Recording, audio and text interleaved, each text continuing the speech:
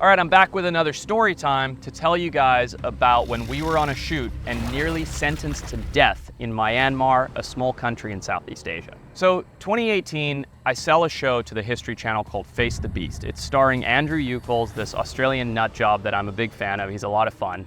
And we go to Myanmar to investigate the Ramy Massacre, which is something you guys might have heard me talk about on Joe Rogan, where overnight during World War II, 1,000 Japanese soldiers were killed and eaten by crocodiles. Well, when we sell the show, we're all excited to go to this Ramy Island, which very few Western people have been to in the last 30 years. And we're like, this is gonna be so cool, it's so remote, we're gonna look for these giant crocodiles. And we did do all of that. And if you wanna see it, check out Face the Beast, it's on the History Channel somewhere. But what happened going into this was absolutely insane. So as we're preparing to go to Myanmar for the shoot, something called the Ringa Massacre is unveiled. Now the Ringa Massacre was where a religious group massacred another religious group in the north of Myanmar, and they did this over religious reasons, and it was filmed by some Thai tourists using drones to show all of the dead bodies. Well, these guys were captured by the Myanmar government for exposing this and sentenced to life in prison, and I believe killed, and I'd have to double check that, but things didn't go well for them. This literally happened about 12 hours before we boarded the plane to go to Myanmar. Now, we heard about the Ringa Massacre. It was very far from Ramy Island. We felt that we'd be fine continuing on with the show. I mean, obviously it had nothing to do with us. We're not religiously affiliated with either group, and we're like, we'll be good. Let's just go and shoot our show. But what we didn't know was as the Ringa Massacre had been unveiled, the country of Myanmar had then outlawed drones for the entire country. Now, of course, we're going to film a television show. We have drones in our backpacks. We know none of this. Here's what happens though. We get on our planes, we're all excited, we have our double G&Ts and we fly to Myanmar. We land in the capital, and as we're coming down to go through customs, it's crazy there, airports don't work the same all over the world. As we're coming down to go through customs, before we've cleared customs, we meet with our fixer. He's this awesome guy from Myanmar, he's a local guy, and the first thing he does, introduces himself, massively polite, and then he comes over to me as the boss and goes, Mr. Forrest, do you have drone? And I was like, of course, we have 2 drones. They were on our carnet, they're on our paperwork, you know this, like we have to film shows, we've got drones. He's like, oh, no drone. And I was like, what do you mean no drone? He's like, drone illegal now. And I was like, what do you mean drones are illegal now? He's like, you can't have drones. We didn't know any of this as it pertained to the Ringa Massacre at this time. Now, I go, well, what do we do? We got $50,000 in drones sitting in these cases right here. He's like, hide drone. So I'm like, okay, well, hide the drone. So I go over to Mitch and I whisper in his ear and I'm like, hey, listen, Mitch, like, apparently we can't have these drones, but what are we gonna do? Like, we have to have drones to make the show. Like, we're going somewhere that you can't get helicopters to film, and we're never gonna find crocs without the drones. Like, we got to hide them. And he's like, no problem, man. Like, all these drones are sectionable or whatever you call it. We can break them down and hide them in various pieces of the luggage. And I was like, okay, like, get the guys, go in that corner. As soon as the drone cases come off the conveyor belt, go in that corner, break them up. And he's like, you got it. So Mitch starts grabbing the things, and I'm pretending to fiddle with the carnet, and I'm doing my typical thing where I'm talking to customs. Hey guys, how's it going? Yeah, we're coming here to do this thing, and we're looking for crocodiles. And I'm distracting the 2 guys that were in the entire airport to do customs. Well, Mitch is breaking down and hiding the drones behind a wall of pelicans so that nobody can see. And he's putting a couple propellers in Johnny's backpack, and he's putting the body in Mitch's carry-on, and blah, blah, blah, blah, blah, or Mark's carry-on, we're mixing it all up. Anyway, he gets done, he gives me the old nod, and I'm like, okay guys, let's go, bring the gear. They bring the cases go through, zup, through the scanner, bing, bing, bing, bing, oh, they found our drone. They open it up, it's the drone case with all the foam cutouts, and the guys have shoved cell phones and t-shirts and camera lenses in there, and the guy thinks like, hey, where's your drone? We're like, oh, no drone, we just used the case. Without skipping a beat, guy goes, okay, closes it, boom, we're off. We're out through security, we're high-fiving, we're like, we're so badass, we just smuggled drones into Myanmar, like, we're the ha ha ha, thinking we're so cool. Who cares? We're off, right? The next day we're on a car, and then a plane, and then a boat, and then I think another car, and we're at Ramy Island and we're filming. A whole week goes by, no stress, we're flying drones, we're finding crocodiles, we actually save a kid's life who gets bitten by a crocodile. We might put some of that footage in here, it might be too graphic, you might have to go see it on the show. It's insane what happened with this kid getting bitten by the crocodile, save his life. build a hammock out of a stretcher. That's a story for another time. Anyway, things are going crazy. Like, this place is wild. Nobody's been there in 30 years from the Western world, we're told. It's that remote and that exotic. Anyway, the fixer I told you about gets a little call on his sat phone, okay? He gets a call and he comes over and he has gone sheet white and he's stark. And I'm like, what's wrong, buddy? Because he's a very chatty guy. I'm like, what's wrong? He goes, we're in big trouble, Mr. Forrest. I was like, what do you mean we're in big trouble? Apparently, the CCTV, the security cameras, had clear as day captured the guys pulling the cases over into the corner. Nobody thought to check for security cameras in an airport, our fault.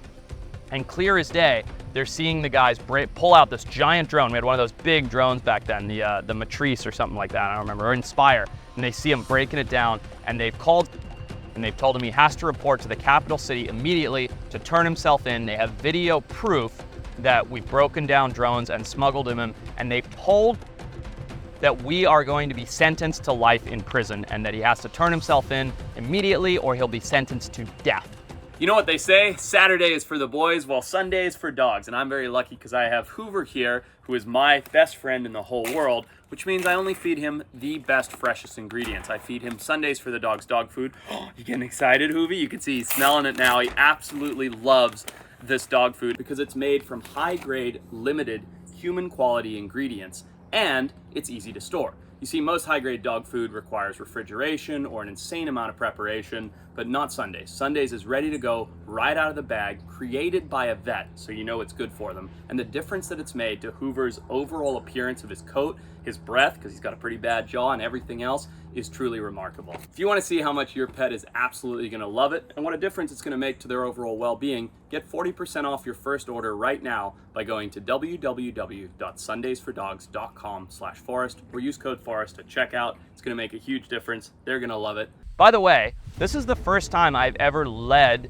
a team for a production expedition by myself. I'm like 27 years old or something like that at this time, and I'm in charge of this entire crew's well-being, their safety, everything. Oh my God, I can't believe this is happening. We're getting sentenced to life in prison in Myanmar over the Ringa Massacre drone law. Like, so I'm freaking out, and I'll admit I made a big mistake here. I made a lot of mistakes. One was smuggling in the drone, thinking it wasn't a big deal. But the next mistake I made was actually telling this to Mitch confidentially, because he then told the entire crew. So now I had major, major panic on my hands. Well, what are we gonna do? We discuss it with everybody. I call the US Embassy on my sat phone. I tell them everything that happened. They go, you broke the law, nothing we can do to help you. Click. And I'm like, Jesus Christ. Like, if the US Embassy can't help us, So we're trying to make all these plans. We're trying to figure out what we can do. We're trying to save the show. The amount of stress is insane. So needless to say, we wrap the show up that next day. We start heading back to the capital city. Now we've got two options for plans. Plan number one is to go back, send in. Again, wasn't the one in trouble. I should clarify that. We were. Send in and figure out like how serious are these charges, or are they over embellishing it? Meanwhile, our security going to sit with us in a car to drive us out. Had they told us like these guys are going to life in prison, our security guard going to drive us to the Thai border, and we were going to sneak into Thailand overnight and fly out of Thailand. That's how serious this was. To say we were stressed is a major, major understatement. Anyway, it's not a happy day of travel back to the capital city. This is actually an interesting sidebar to the story. Because we're trying to save the show, we have a runner from New Zealand fly in, and we thought we were being watched by the government. So we literally did what felt like the craziest drug deal ever. We put all of the footage on a hard drive, and we pulled up to a stoplight in the city, and he pulled up next to us, rolled down his window. We handed the hard drive through the window to the runner, and he took off, and we never saw him again. Never even saw his face. He had a hoodie and sunglasses on. So we got the show out, so the show was good. Which at this point in my career, I was like, the show is the most important thing. It wasn't. I don't know why I even gave a about the show at this point, but we got the show out. We get to the airport that evening after getting the show out, goes in, and he comes back out 5 minutes later, and he goes, Mr. Forrest, all power is down, and the man who called me in is not here today. I was like, what does that mean? He's like, go now. So we like get out of the airport, or get out of the vans and head into the airport. And I'm like, guys, break it up. Everybody's in groups of twos with only 2 cases each, go. So we go and we all check in different counters, and because the power was out in the main capital airport, they had to write us all in by hand, and our names weren't entered into a system.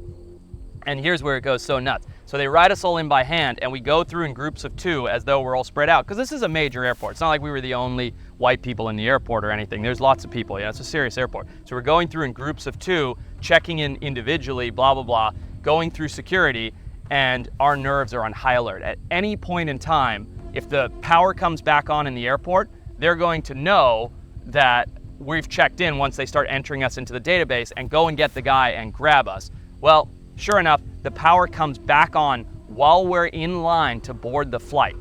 We board the flight, we're sitting there like literally everybody's sweating, like so nervous. We board the flight and the plane takes off, made it out of Myanmar. But what's crazy is we land, I call.